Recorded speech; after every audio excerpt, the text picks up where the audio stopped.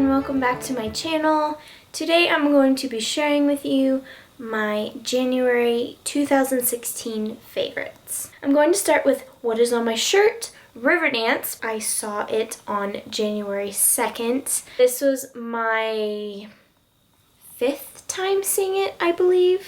It was really special because it is currently the 20th anniversary of Riverdance. If you don't know what that is, it is an Irish dancing show that has been going on since the 90s. It originally started as one routine entered into the Eurovision contest. It became so popular that they made an entire show out of it. It has reignited the interest in Irish dancing. Watching Michael Flatley and Jean Butler in Riverdance on VHS was the reason that I decided to dance.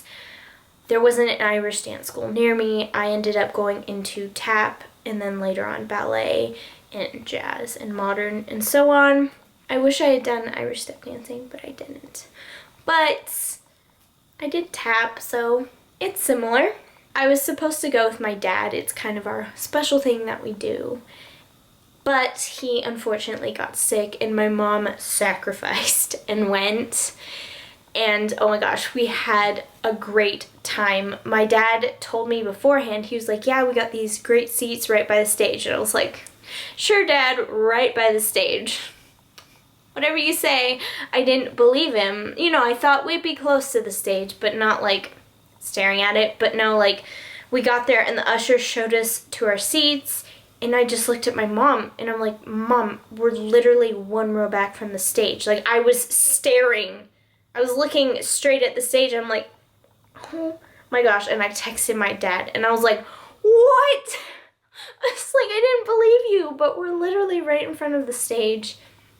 And oh my gosh, like it was really great because you could really see the expressions on the dancers' faces. You could see them joking with one another on stage, which brought back a lot of memories. It was a lot of fun. Afterwards, we went out to eat at Claim Jumper at the mall, which was a bad idea because it was so busy. But I had the most amazing salad. I had the seared ahi tuna salad.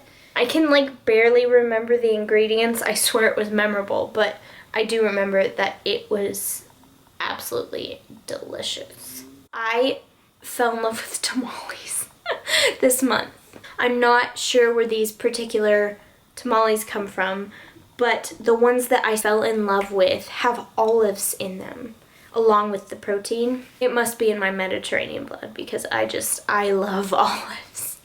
So yeah. I had a love affair with olive tamales. I fell in love with plantain chips this month. I can't remember the brand off the top of my head, but if I find it, I'll put it on the screen. Plantain chips, so good. They have the same crunch as banana chips, but they're not sweet. I personally don't like them salted, like heavily. I like the lightly salted plantain chips. My next favorite is from Bath & Body Works. This is Winter Berry Wonder. It doesn't really have a strong berry scent. I'm not huge on berry scents. This has more of a floral scent. The keynotes are red winterberry, ruby apple, sparkling cranberry, snow-kissed camellia, and crystal vanilla. I think there's only one flower in that list. I'm guessing camellia is a flower. But to me, the berry scent is really subtle and I get more floral. Maybe some apple in there.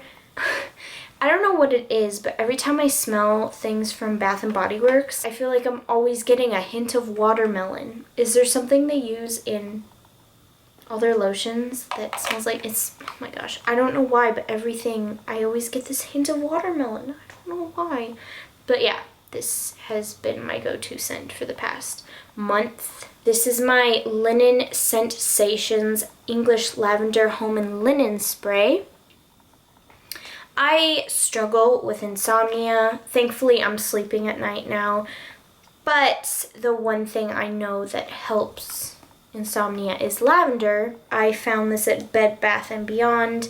It's a linen spray. It smells so nice, very fresh, and it helps me sleep. Usually I'll spray it on like a minute or two before I go to bed to really let it sink in, or I will spray it on my bed and read for a little bit and then go to bed, and that works as well.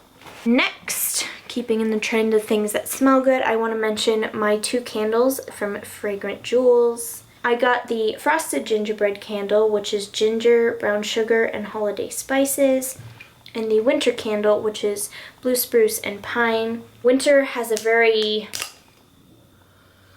piney smell, like pine trees, literally. Frosted Gingerbread has a spicy ginger kind of smell, but there's also a little bit of a buttery something in there. I don't know. I was burning these on the side table in our TV room. My parents kept walking up and down the stairs just to smell the candles. Like, oh my gosh, those smell so good. I have one fashion favorite. It is these boots from Tilly's. These are the Soda Scribe boots. Soda is the brand. They're cut out on the sides. They have the buckles and they zip up at the back. I wanted to mention these boots because I don't think I wore them at all in December, and then on New Year's Day I had to work, so I wore the boots and I got so many compliments on them. Everyone was talking about how adorable they were and asking where I bought them. You can wear them without socks, just bare feet, or you can wear them with black socks. They're cute. Either way, I've worn them both ways. So yeah, love those boots. I have been wanting to try an adult coloring book for a really long time, and my family took a trip to Barnes & Noble a week or 2 ago, and I finally caved, but I was slightly embarrassed to pick up a coloring book and a package of pencils, but I did anyways. This is the Studio Series colored pencil set. It comes with 30 premium colored pencils. I picked these up because there was a lot of variety in the colors and they're good quality. I got the Animal Kingdom Color Me, Draw Me coloring book by Millie Marotta. This is what it looks like.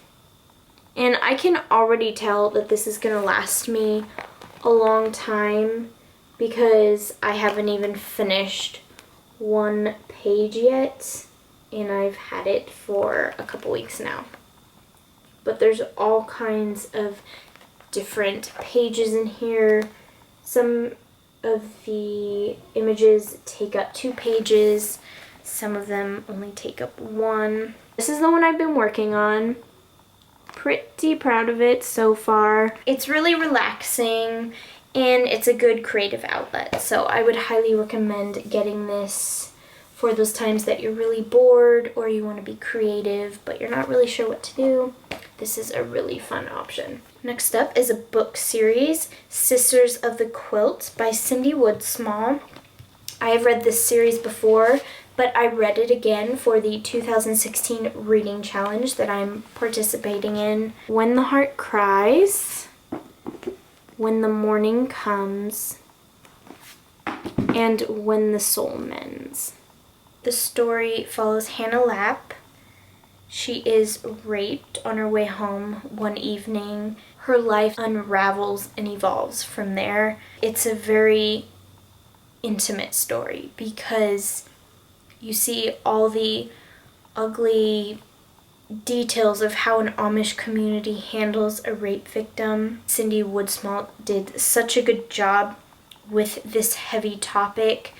The story is not in any way watered down. It talks about the subject head on, but it's easy to read. It's not uncomfortable. My last few favorites are all TV shows. Does anyone else watch Child Genius on Lifetime? I've been watching it since the first season last year. It's a competition for young kids who have a certain IQ. Every episode there's 2 rounds. Each round is a different category. There is American history, logic. I believe there's some kind of math round. There's one round where they have to try and memorize an entire deck of cards, and believe it or not, there's been more than one child that has memorized the entire deck of cards, which is like, what, 52 cards? I could never do that. Half the time I can't remember where my cell phone is, okay? And it's just like, oh, it's incredible to watch these kids. They're so smart. The next TV show favorite comes from Netflix. It was recommended to me because Netflix gets me like no other. It is called The Bletchley Circle. It is about a group of women who were code breakers during World War II. And once the war is over, they can't tell anybody what they did, even though they're basically war heroes. The show follows them 9 years later in the first season, and then 10 years later in the second season.